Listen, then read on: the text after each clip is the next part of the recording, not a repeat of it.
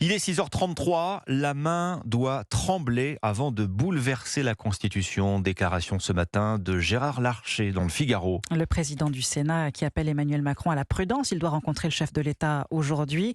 Le président qui va célébrer aujourd'hui le 65e anniversaire de la loi fondamentale de la Ve République. L'occasion de lever le voile sur ses intentions de réforme de la Constitution lors d'un discours devant les sages de la rue Montpensier. Jean-Jacques Serret. Oui, à l'image de Nicolas Sarkozy en juillet 2008, date de la dernière révision constitutionnelle. La loi constitutionnelle du 23 juillet 2008 de modernisation des institutions de la Ve République. Cette loi constitue la plus importante réforme de la Constitution depuis 1962. Emmanuel Macron est bien décidé à laisser son empreinte sur la norme juridique suprême. Ce sera un moment important. Il y aura des annonces, promet l'Élysée. La Constitution n'est pas figée et le président non plus, glisse un conseiller.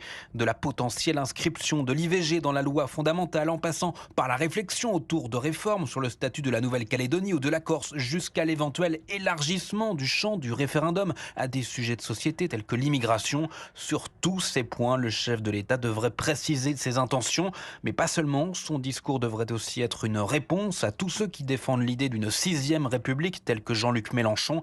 La 5e République, c'est la politique du temps long qui réussit, résume un proche du président. Jacques Serret du service politique d'Europe 1.